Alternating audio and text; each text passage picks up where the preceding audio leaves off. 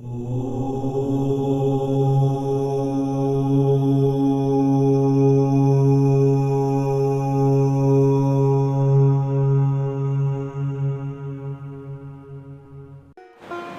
चिंतन में आपका स्वागत है। ओम परमात्मने नमः।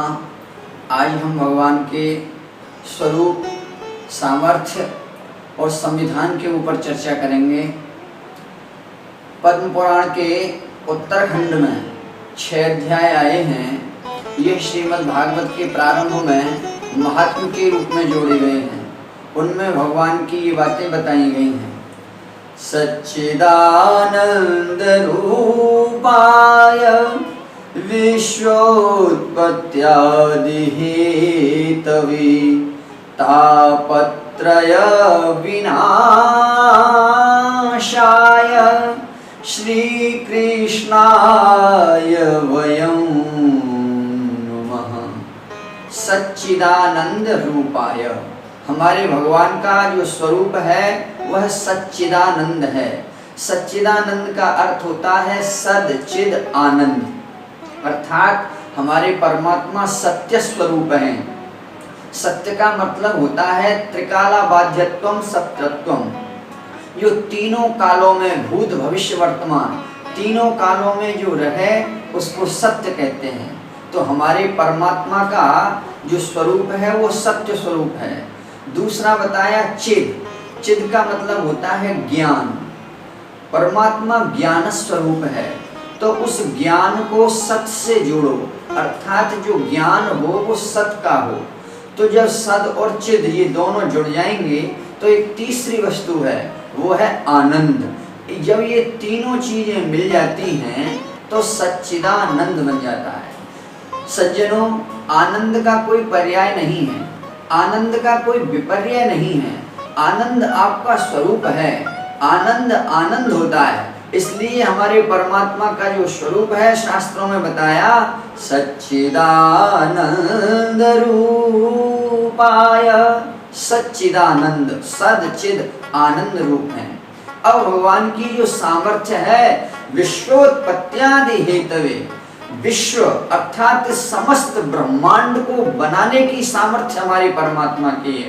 यहाँ मैं आपसे एक निवेदन करना चाहता हूँ, जो सत्य स्वरूप परमात्मा, सच्चिदानंद स्वरूप परमात्मा जो इस ब्रह्मांड को बनाता है, इस संसार को बनाता है, तो क्या हुआ, हमारे बिगड़े हुए कार्यों को नहीं बना देगा?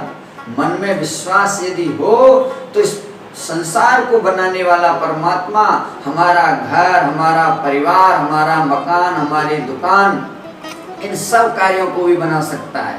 ये हमारे परमात्मा की सामर्थ्य है। ब्रह्मांड को बनाने की जिसमें सामर्थ्य है वह हमारे बिगड़े हुए कार्यों को भी बना सकता है। ये हमारे परमात्मा की सामर्थ्य। तीसरा है हमारे परमात्मा का स्वभाव क्या है, संविधान क्या है। तो बताया तापत्रय विनाशाय। शास्त्रों में 3 प्रकार के ताप बताए हैं, आधिदैविक, आधिभौतिक, आध्यात्मिक।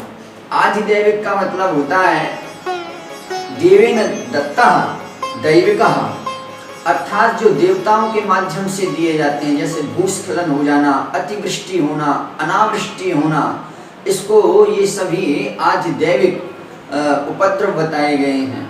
तो चाहे वो आधिदैविक हों या आधिभौतिक, भूत से बनी हुई वस्तुओं को भौतिक बोलते हैं। एक भूत प्राणी किसी दूसरे भूत प्राणी को सताए, ये भौतिक कष्ट होते हैं। आध्यात्मिक दुख 2 प्रकार के होते हैं, एक शारीरिक, एक मानसिक। शरीर में होने वाले ताप ज्वर इत्यादि हैं उनको शारीरिक बोलते हैं, और मन में होने वाली बीमारियों को मानसिक बोलते हैं। सज्जनों, ये दोनों प्रकार की बीमारी बाजार के डॉक्टरों से भी ठीक हो सकती हैं, पर मैं आपको बताऊं हमेशा के लिए छुटकारा उनसे नहीं मिल सकता। इन तापत्रय से हमेशा हमेशा के लिए यदि आपको मुक्त होना है, छूटना है, तो आपको हमारे सच्चिदानंद भगवान की शरण में आना पड़ेगा। इसलिए शास्त्र कहते हैं तापत्रय विनाशाय। उस संसार के सभी प्राणियों के कष्ट दुखों को दूर करते हैं, इस ब्रह्मांड की विपत्ति को दूर करते हैं, तो क्या हमारे घर की, हमारे परिवार की जो आपत्ति विपत्ति है, क्या उसको दूर नहीं करेंगे? ऐसे हमारे परमात्मा श्री कृष्णाय वयम नमः, ऐसे परात्पर ब्रह्म आनंद सुधा सिंधु भगवान श्री कृष्ण को हम नमन करते हैं। इसी के साथ में जय श्री राधे।